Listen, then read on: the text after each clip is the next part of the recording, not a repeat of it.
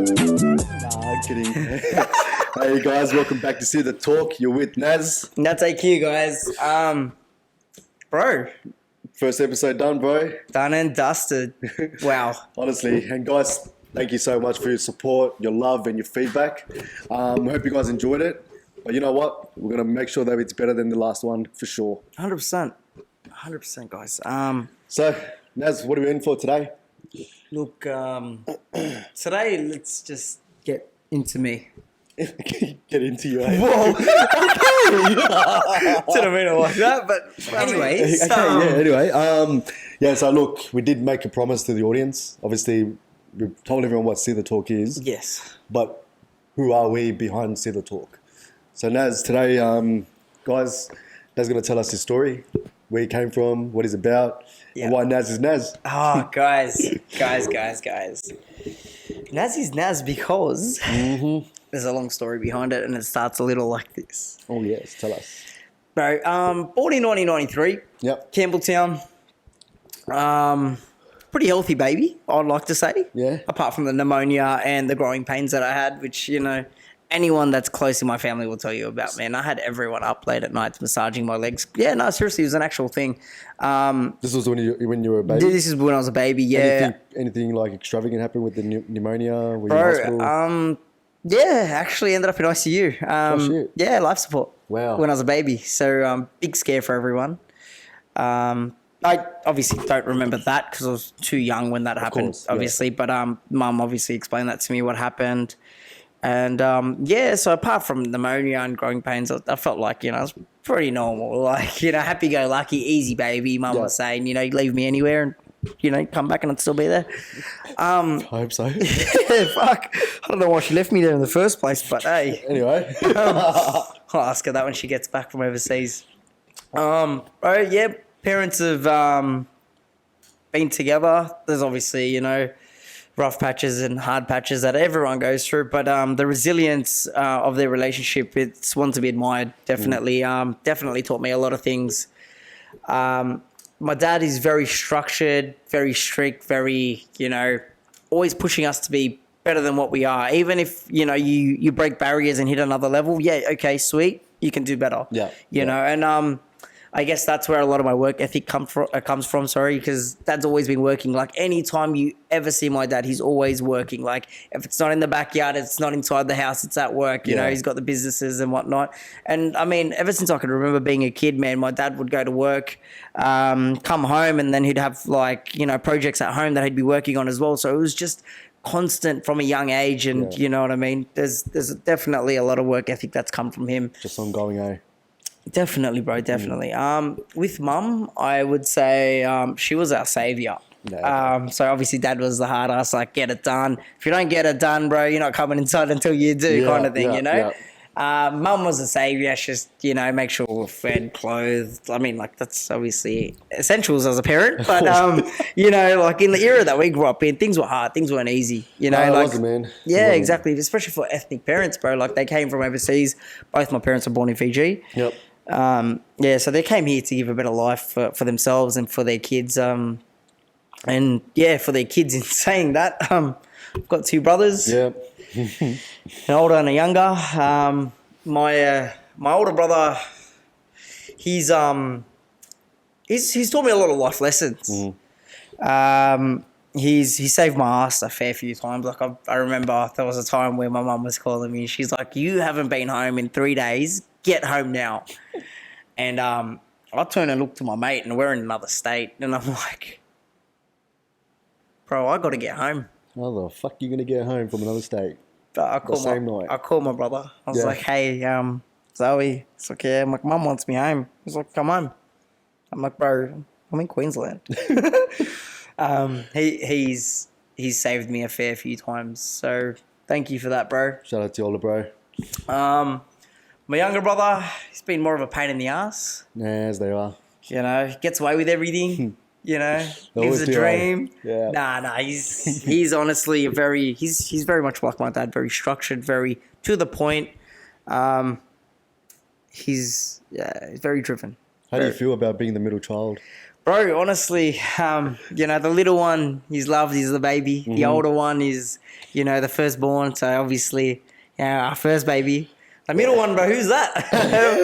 Who's that? No, so always been like fighting for attention and feel like it was more the feeling of being left out. Yep. And it's more of an idea if you think about it, because You're never left out. I was never really left out. It was just overlooked more so than anything, because I guess the way my mum put it, she's like, you're more resilient in terms of, yeah, you'll be right. Yeah, fair. You know, and I did show those qualities and those traits from a young age. So understandable. It's understandable. And you really don't think about these things when you're at a young age. You Not know, at all, bro. Yeah, you get those emotions and you feel those emotions. Exactly right. Yeah, exactly right. Get ya. Yeah. Yeah. Look, I started school in 98. Okay. So I'm Fuck you, old cunt. I feel it in my back. Oh, we're 2023. We're talking about the 1990s now. Tell us more, Naz. Let's All go. right, bro. Started school in 98. Mm-hmm. I've got a few stories from school, bro. Tell us, bro. We've got time here. We do have the time. Yes, we do. And the audience wants to know. All right, guys. Where does Black come from? Let's go. Started off in a private school. Okay. From kindy to year 3. Fucking private school cunts.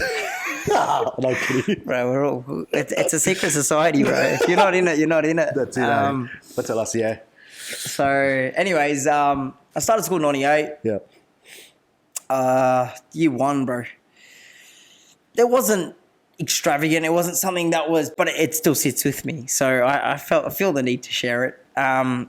There was a day in the playground, and this kid was running around, Logan, whatever his name was, and he came back to class with yogurt all over his shirt, as you do when you're a new one, sort of. What'd you do, Naz? What'd you do? Oh, mate, honestly, I can honestly say I did nothing. Yeah, okay. I did nothing to this bloke. Yeah. I've never seen him in the playground or anything like that, but I saw him with the yogurt covered and. Anyways, long story short, we got back to class and he told the teacher it was Nazil, and the teacher's come over to me and she's like, Nazil, did you do this? And I'm like, no, I didn't. I haven't even seen him. And she's like taking his word over mine. And I'm like, whoa. Like, I didn't even see him. This kid's going to come and say to you, like, he's done this. Yeah. So this teacher says to me, did you touch him? I was like, no, I haven't touched him. I don't know. I'm like, she's like, maybe if you're running the playground and ran past him, you bumped him. Did you touch him? I'm like, I didn't touch him. She got my hand, bro. She got my hand. Yeah. And let's say this is my hand. Yeah. This is Logan's hand. Yeah. She put Logan's hand on top of mine and held my hand like this. Mm-hmm. I remember this vividly. And she said to me, in year 1, What'd she say? Is your skin touching Logan's skin? Mind you, my hand's underneath. No His shit. hand's grabbing mine. Yeah. And I was like, obviously. Like, yeah, my skin's touching his skin. Yeah. She's like, so you are touching him. And I remember being sitting time out because I remember that class and there was a show and tell, and this girl Cassie, she bought a Labrador in that time, and like That's a bit confusing, Bob, because Logan's touching you technically. yeah, but like look, man, I guess growing up in Campbelltown area, it was a prominently white school. Yeah, fair. You know what We I mean? all know Campbelltown back in the day. Well, maybe for not a lot of people out there, look it up. Suss it out. Suss it out. Yeah. Yeah. A few articles on that. What else? So that was more. year 1. The rest of primary, in terms of that private school, was relatively okay. It was like a really good school, you know. Principal was like top bloke, honestly. Like I'm pretty sure my mum and dad, like they knew him outside of school and stuff like that. So yeah, great guy. That's good. So from there, Dad obviously had a business, so it made it easier logistically it's for me and my brother to go to a school up the road from his work. So Mum could obviously get a job as well, and she could get back into the grind. So yeah, me and my brother transferred over to a public school from a private school. Mm-hmm. That was an eye opener. That would have been a whole different world. Bro, honestly, I can definitely say the culture shock and like everything that came with it was wild. I guess because in private school it's all structured, right? Everything is very, very strict and structured. Uniforms, keep your socks up, have your hat on, bro. Like speak politely, like the way you even sit, like sit up straight. You know. Yeah. And I remember going to public school and like one kid's wearing one shoe bone. It's normal. It's fine. He's not getting in trouble for it. Yeah. I'm like, okay, so I can get around this place. So yeah, started this public school. not knowing anyone in that area. And me and my brother were the only ethnic kids in that school, which led to bullying. Me and my brother were bullied, more so me than my brother, bullied a lot with, like, our skin colour. Yep. You know, you guys, like, I got called burnt toast, burnt sausage. I mean, these are primary school kids, so, you know, the insults weren't as severe. But when I was a primary school kid, they were primary school kids too. So I was in that environment. So, you know, I didn't know much more than the words that they were giving to me. Yeah, of course. Like, you know, obviously I wasn't being called a black cunt, but, like, I mean... Not directly, you're but not indirectly. Indirectly, I mean, that's what it was. Yeah. So then obviously it became a problem. So we told mum, and then mum's obviously reached out to the school, and the school's actually told mum that, look, we don't see that. We don't have any reports of it, so we can't really do anything on it. Yeah. And it went on for a bit, and the school gave the same response. So we got to a stage where we went to the doctor. I actually got bullied to a point where I got held by two guys and needing the nuts from another guy. Oh, well. Yeah. I have a similar story, actually. Yeah. That's nice. Actually happened. Yeah. I mean... Fuck, that was an event. Another one previously to seeing the doctor was I got hit in the ribs. I was winded. Yeah. Right. And there was only a fence about yay big, and they threw me over the fence. Yeah, okay. And I was laying there for 2 periods, bro, before a teacher found me and took me to, like, sick bay and called my parents. Yeah. Jeez. So, I mean, like, going through all of that, that's going to do something to a kid, right? Oh, Like, it's going to make you pile feel up. a type of way. Yeah. Like, I had all these emotions and like just these feelings towards people that I was like, yo, I'm gonna fucking show these people. Yeah. You know, one day. Yeah. And so I went to the doctor with mum, and the doctor's turned around, and, like, he's a rubbish doctor. Right? He's an absolutely rubbish doctor. But I mean, he did give us some really good advice in terms of this, and he turned to my mum and he said, look, the teachers aren't gonna do anything. Like, the area you're in, your kids, nothing's going to happen. Yeah. So your kids need to go and fight back. Like, they need to fight back. Say less. Fuck, that's some great advice, man. It is, like, honestly, bro. I'm like, you're a doctor, but it's the best thing you've ever done. Shout out to the doc. Hey, he's our family doctor, bro. So if he's watching this, he's going to hate me. But hey, that's You just all call right. him a rubbish doctor and he's a family doctor. Yeah, he's our family doctor. I don't see him anymore, so it's all right. Yeah, okay. Yeah, so what happened after that? So anyways, went back to school after 3 weeks, took 3 weeks off school, enrolled in karate. Yeah. So that was more of a discipline thing, I think, for my parents. But enrolled in karate. I went back to school, and I told my brother, I'm like, if you see me in a fight, run in. Yeah, okay. Run in. Yeah. And that's exactly what happened. Went to school, and it's almost like I went to school with a vengeance. Like, not everyone in the group was picking on me, but I saw a group. Just a certain amount of people, eh? Exactly. Yeah. So it's who you surround yourself with. Yeah. So automatically, I just fucking hated everyone. I was like, yo, I'm done with these people, and I'm going to make sure that I show them one day. Anyways, so long story short, like, had all of that in year 4, got bullied. By the time year 5 and 6 came around, my demeanor changed completely. So I was fighting back. I had a bunch of mates, and I just didn't take shit from no one.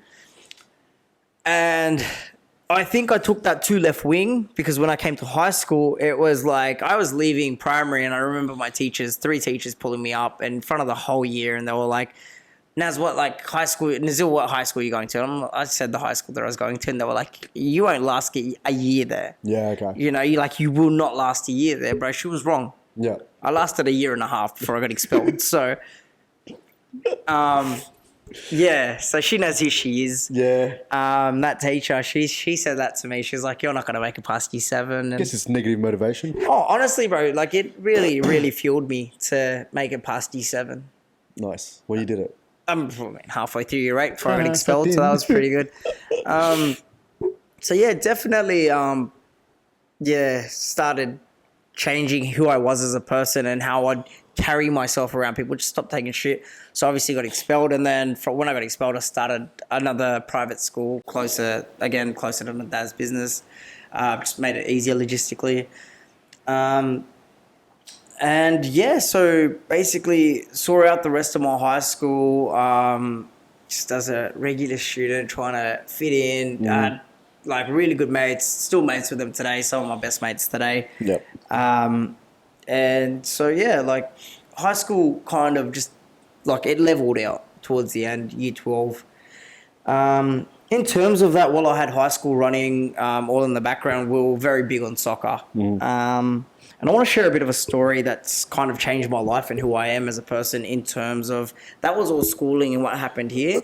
This is more overseas and something more personal to me. Yeah. So I remember our parents sent us to Fiji one time. And they said to us, they were like, look, you guys are going to go to Fiji for about 3 months. We're going to go travel a bit and we'll come and meet you guys in Fiji. And we had a cousin's wedding there. So basically this, while we were in Fiji, we had to go to Quran lessons to learn, like, you know, about Islamic, like, faith and beliefs and stuff, and learn how to read the Quran correctly. Yeah. I met a kid there. His name was Nazil. And basically, after everything happened, he's like, let's go back to mine. Let's play a bit of soccer. You know, no harm in that. Let's go. So we went back down to his place, started playing soccer, and I see a kid sitting in a wheelchair. Everyone's playing except for that one kid. And I was like, bro, like, who's that? Why isn't he playing? And he's like, oh, that's my brother, Nazil. And I was like, okay, like, tell him to come. He looks normal. You don't mind yours. Maybe 13, 14 at the time. And I was like, come play. Tell him to come play. Like, what's going on? And he was like, no, he can't walk. Yeah, I was like, what do you mean he can't? Like, he looks normal. Like, what do you, mind you, like, you know, grew up in Australia. Like, like, you know what I mean? Everything's normal and healthy to you, you know? Like, you don't really understand the other side of the world at this stage. Nah. And so I just found it really, really, like, I mean, I understood what it felt like to be left out. Yeah. So I saw this kid watching us and I'm like, bro, like, this kid's probably left out too. Yeah. And so anyways, he's like, yeah, he can't play. So in that moment, I ran back up to my cousin's house where we were staying. I went into my bag and my mum bought me this little toy Hummer, it was a remote control car. And I cried for this Hummer. I was like, Mum, I want that car. I want it. It's a Hummer. Get it for me. She got it for me. Like, after, and she's like, better not break it, you know, kind of thing. Break all my toys. Actually, I think that Hummer's still sitting around at his house. I might go to Fiji soon and pull that out. Yeah, you gotta check that out. I want to get to a bit of a memory lane trip over there. It's always good. So basically, went up. I got this Hummer. I gave it to him, like, play with it. Yeah. And then he went to go give it back when it was time to go. And I was like, no, keep it. It's yours now. Mind you, I didn't pay for it. My mum bought it for me. You know, and I'm like... But you knew how that feeling... That feeling, right? I'm like, bro, we're going to go. I can buy another one. Yeah. Right? Like, I can get another one. This kid probably won't have that opportunity. That's in Fiji too, yeah. So then it gets more sinister. Now the wedding's going on and everyone in the village is invited because that's how Fiji works, right? Yeah. And everyone's invited, but this kid's invited too, obviously, but he can't go. Yeah, and like, the wedding's 20 meters from his house, bro, but it's a bit of a, like, there's a bit of a hill, and the house is in front and the wedding's in front of the house. Yeah, gotcha. So he's sitting back here, down the bottom. I was like, damn, this is not on. They're like, no, he's not coming. It's fine. After we eat, we'll go back down and take his food and stuff. And I was like, no, that's not on. I'm like, it can't be. It's my first cousin's wedding. Yeah. I'm like, nah, bro, I don't care about the wedding. I care about this guy. Yeah. So I told my older brother, I'm like, hey, come with me. We're going to pick up his wheelchair. We're going to lift it up. We're going to carry it up here. We're going to sit. Bro, I sat there next to this kid while he sat 20 meters from his house in front of another house that was blocking his, like, view. Yeah. And he was just sitting there in awe. Like, he hasn't seen this for so many years. And I'm sitting there, like, not caring about a wedding and all of that, just looking at this kid. Enjoying like, I'm like, bro, like, for me, this is eye-opening. Like, I take everything for granted. And this kid, like, he just wants to see 20 meters past his house and he's sitting here silent because he's, like, blown away. Yeah, okay. Crazy. And then that was me meeting him. Yeah. That was me meeting Nazil. So then the years went on. We kept taking soccer tours to Fiji and he progressively got worse.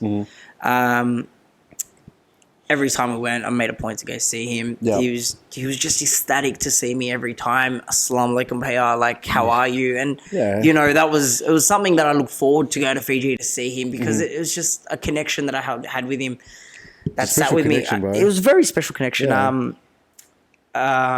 Mum was very big on me going there as well, and she was like, Nazil, you're doing a good thing. Like, we're proud of you, you know? And I'm like, nah, like, it's not about that. I used to sit there and talk to my mum, have discussions with my mum as a kid and be like, Mum, like, he's like, I didn't understand polio. So he actually had polio. Okay, there you go. I didn't understand it at all. And I was like, I didn't know how to research. I was a kid, you know. You're a like, kid, man. You don't. I was telling mum, like, let's get some steroids and take it over there and jack him up. And, You were thinking like that already Yeah, back then? yeah, back then, bro. I'm like, put some steroids on him and it'll build his Yeah. muscle and he'll be able to walk. And Trying to like, find I'm the just best trying to solution. find it. I remember there was times where I used to pray, bro. And like, I was going through, like, you know, you as a kid, you go through rough patches when you're do, very bro. entitled, bro. Yeah.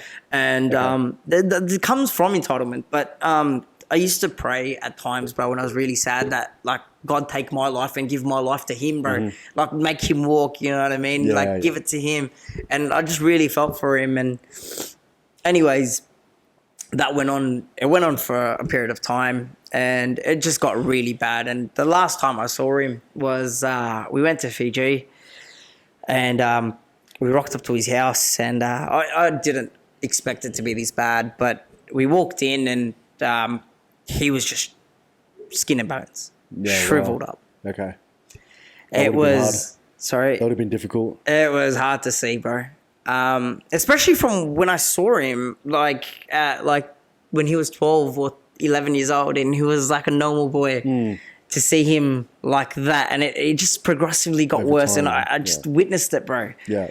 And yeah, like the last time I saw him, he had no energy. He had nothing in him to lift himself up, nothing to bring, like nothing. Yeah. Yeah. So his mum would lift him up, bend his arm, put his thumb in his mouth so he could hold his head up. Oh, wow. That's like this guy had to be in an angle to be held up. That would have been hard to see. And he looked at me, bro, and he goes, oh, bro.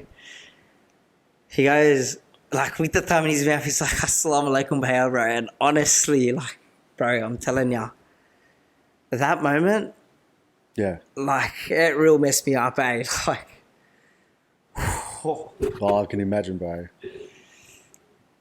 oh, It's heavy. it is heavy. That is heavy. Get a breather, hey? Hey, 100%. Breather. We're gonna have to, bro. That was heavy, man. That was heavy, my bro. We needed a breather on that one. Hey, Definitely needed a breather, bro. It's always hits home when it hits heavy as well. Anytime I talk about it. But yeah, I guess it's just something I hold really close to me. I guess that's why. That is, it is the way. That is the way it is, you know. look, stories like this always brings people back to ground and humbles people, and I'm sure that does for you, for yourself. Exactly, bro. One thing people can take out there is always remember these little things, right? In your hardest times, Yeah, there man. are people out there that Definitely. are struggling worse. So Exactly right. And I feel like a lot of individuals, like I know when you share yours, you know, everyone will have their own little individual story that, you know, grounds them and brings them back to reality. So we'd love to hear like yours, obviously, and then we'll, you know, other people's will get it. We'll get into other we'll get people's. into that. This is about you, my bro. Sorry? This is about you, my bro. So Yeah, definitely. So let's get back into it. So yeah, Nazil, man, basically he was skin and bones. Like I said, his mum would have to pick him up, couldn't carry himself. He managed to say Assalamu alaikum bhaiya to me, and for me that was a big deal because obviously he couldn't speak or maneuver his body even, you know, like couldn't eat, nothing like that, nothing. He was completely, he was a dependent, like complete dependent. yeah. He passed shortly after that trip. So yeah, came back to Oz. I was just doing my own thing one day and just got a phone call saying that he passed away, and that day it was bad. Like I copped it that day. I sat down, just bawled my eyes out. You know, it was, you know, not much you can do, just, you know, accept it kind of thing on that day. And then that was sad, but I feel like there was a time 3 years after this happened, and I was driving down the M5, was, you know, just cruising. I think I was coming back from the airport, and I saw a billboard on the side of it, and it just like messed me up when I looked at it, because it said like this kid passed away of polio, you know, and 3 years, legit 3 years after he passed away, there was a cure for polio. Yeah, it's weird how the world works, eh? It's crazy, you know, but that was a bit on the sadder side of things. But started hanging out with the wrong crowd, bro. Because glamorized the way that they describe their lifestyle, you know, the money, the cars, the bikes, the lifestyle, going beautiful place, hanging out on the beach on a Wednesday, bro. Like, you know, that sort of lifestyle, not having a job, but, you know, still being part of the limelight in Sydney's nightlife and all of that. It was very glamorous. Yeah. In saying that, bro, like, I got sucked in. Like, I got sucked in real deep. I had cousins, a few other really close friends that are still close friends today, that are still in the game. And so it was pretty easy to get in. But see, I've always been an opportunist. Yeah. So, like, when I did get in, it was, I mean, a lot of people sold drugs and, you know, like, drugs were very, very easy to get. It's so readily available. Yeah. I saw a bit of like a flood in that market. I mean, I didn't really want to get into anything like that, but I mean, the adrenaline that comes with it's crazy. Yeah. So, like, obviously I didn't push drugs or anything like that. But there was a market for firearms. So, I mean, I don't want to get too much into it and what happened, what we did, because, I mean, look, I don't want to incriminate myself here, but... it's a big no-no. Yeah. So, look, all I'm going to say is basically I was living that life. Yep. In that time frame that I was living that life as well, I had my first serious relationship, and I was head over heels for this girl, like completely in love. Just she's the end all and be all. Like, yep, like, oh my god, I'm gonna get married. This, that, you know, when you, yeah. So one of those moments, and I sat there and like I was trying to entertain that relationship, and she was very straight 180, and I also had this other life that I was living that was like, you know, off the charts, you know, a few things that were, you know, unlawful and illegal activities, you know, and I try to balance them both without them colliding. And basically what happened is both of them collided, right? And I ended up with some charges. Yeah, okay. Did she know about it? When she found out about him. When she found out about it, after, right? Yeah, that's when I copped my charges. So, look, it was pretty full on. Fuck, man, I put myself and everyone that was close to me around me through a hellhole, bro. It was bad. Like, my parents, my brothers, like, around the court days and the court date, like that everyone had to leave work and come down and support me, be there for me and whatnot. Like, all my mates' parents that wrote me character references. So big shout out to everyone that's helped me through that process in my life. That was pretty full on. But yeah, look, man, I copped these charges. I copped, I think it was about 15 charges in total. And when I copped it, I think that's when I realized, like, I could really throw my life away here. Yeah. In total, with all the charges off the bat, my lawyer said to me, he's like, Naz, you could possibly go in for a bit of time. And that was off the bat, off the start. And then they worked on the case, obviously, progressively through. By the end of the case, I actually got sentenced to 2 years, bro. Oh, wow. Yeah. But that obviously, that got suspended from there. And then I was out in a bond and whatnot. So, yeah, suspended sentence. I was pretty messed up. But, yeah, in that period, obviously, I couldn't do anything bad, because if I did, then back in court system, you go straight in. Yeah. So obviously that was probably the pinnacle of me understanding that, all of these fuck ups were because of me. Yeah. Like, they didn't come from anyone else. No. I realized that, like, the way, like, what made me realize is obviously these charges, I saw my business. Like, doing good 6 figures a year. Yeah. It was depleting. Yeah. It was depleting drastically as well, because I was taking days off, bro. Just causes, like, oh, you don't feel good, you don't feel pumped, you don't feel motivated. You're like, you know what, like, we'll go tomorrow. Yeah. We'll make it up tomorrow. And you keep pushing it and delaying it. Well, you hold yourself accountable, right? I did. Yeah. Definitely did. Yeah. Accountability is something I had to learn as well, along the journey of, growing up. Yeah, bro, like, once you take accountability and make everything your fault, it's your responsibility to fix it and no one else's. So once it's your responsibility, like, it just literally comes down to you. Sort of similar to what Andrew Tate says, in terms of like work ethic. He's very much so. He's like, I don't care if I've had 1 hour sleep, or if I'm sick as a dog, or if I'm upset, or if I'm mad, if I've got work to do, I've got to get it done. And I kind of took that ideology, like, I mean, I've had that ideology obviously before it came mainstream media and stuff.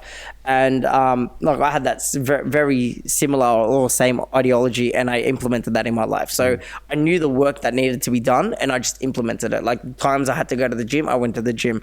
Like, you know, when I had to sit behind my desk and crank out, you know, bank statements, go through, do my best, and all of that stuff. Like, I had to go there and do it. You know what I mean? Because no one else was going to do it for me. And if I had to pay someone, then, like, you know what I mean? It defeats the purpose of building a business. Because, you know, when you're building a business, you really want to, you know, take over all of the aspects and manage it from an outside perspective rather than be in it. Well, the fun is in the process. That you've got to embrace the process, right? 100%, right? And which I've seen it. Which I've seen you done it. Love the process. So, but yeah, bro, definitely started making these changes, started realizing that if I wanted to be like, you know, you start thinking about your values again, who you are. And my biggest thing, like I said earlier, was my parents. So for me to be able to be of value or a good kid to my parents, bro, I have to be the best version of myself for me first, you know? And yeah, so I've just been working on that, and now I'm on that wavelength where, you know, it's like you can easily fall off this new path that you're on. Yeah, you can. But yeah, just sticking through it. I know I've got you by my side here. We're working on this beautiful project, which is, you know, SIIDA Talk here. And honestly, bro, I couldn't be happier with the way life's going at the moment. It's going good. Everything's great. It's smooth. I feel like you know, obviously you're going through your processes. You know, honestly, as the circle gets smaller, life progresses to be better. Correct, bro. Because it's actually a thing. You know, I'm sure our fathers always told us. Never really listened to it, but you know, we have to go through it all. Oh, 100%. Right? Exactly right. Exactly right, guys. So yeah, man, like, bro, I love this new gym space I'm in now as well. Like, you know, I mean, possibilities are endless, you know? Like, I mean, you could get into martial arts, or you could go into bodybuilding. Like, there's ample ways to express yourself. And drugs and alcohol is obviously the easiest way when you're a teen.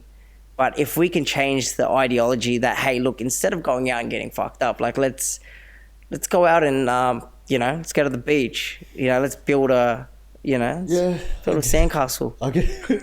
You can build a sandcastle if you like. But you know what, like, at that time, and you know, I'll be saying this in my story too, you don't really think about it at that time. It's more of a getaway. Exactly right. Because you don't realize what you just mentioned now, everything that you mentioned in this segment right now about yourself. You know, you went through that process to say what you just said now. You know, you had to go through all the ups and downs to get to a point where you're here now. You know? So you got time, and now you're expressing yourself, you're finding yourself. Yeah, well, definitely, bro. I mean, like, there's a lot to understand, but there's a lot to analyze. And as young adults, I feel like, especially me, I didn't analyze a lot of my actions. It was just do, and then the consequence would come. You deal with it, and you move forward, right? And I don't know, I feel like maybe my ADHD had a bit of like a role to play there as well. Honestly, like, that's half of SIIDA, guys. SIIDA Talk. Honestly, pull the heartstrings on myself and the audience out there, I'm sure, and yourself. Oh, bro, definitely, man. Like, I mean, had to have a breather, and like, I thought I'd be able to sit here and talk about it one hit, and like, it made me realize also today that sitting here and talking about it, and you know, getting in my feels again just means like this story is so heavy to me, and it's something that I'll always forever cherish. So like, I appreciate you guys and everyone who sat there and listened to it, and you know, it means a lot, definitely. Naz, honestly, bro, thanks so much for sharing that and your story. You know, that's half of what SIIDA Talk is about. And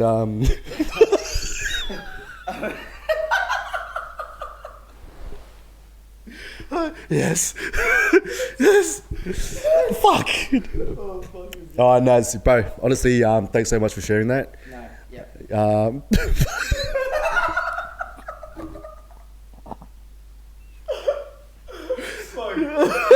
Fuck it. Oh, I'll take 3. Yeah. Hey, bro, honestly, thanks so much for sharing that. Honestly, like, that's half of SIIDA. Guys, SIIDA talk. Honestly, pull the heartstrings on myself and the audience out there, I'm sure, and yourself. Oh, bro, definitely, man. Like, I mean, had to have a breather. And, like, I thought I'd be able to sit here and talk about it one hit. And, like, it made me realise also today that sitting here and talking about it and, you know, getting in my feels again just means, like, this story is so heavy to me, and it's something that I'll always forever cherish. So, like, I appreciate you guys and everyone who sat there and listened to it, and you know, it means a lot, definitely. Honestly, thanks so much, bro. Straight out. Another thing I wanted to just mention, you know, what are your 3 takeaways from what you've told us today in this segment? Look, bro, with life, man, there's definitely more than 3. You know, there's definitely more than 3. But if I could give you the top 3 takeaways from my life and things that I live by, I would say number 1 would be something a girl told me way back when, and I actually live by this. Yeah. Like ever since they told me, and it's it goes a little like if you want something bad enough in life. Like, if you want it bad enough, there's nothing stopping you from getting it. Amen. Right?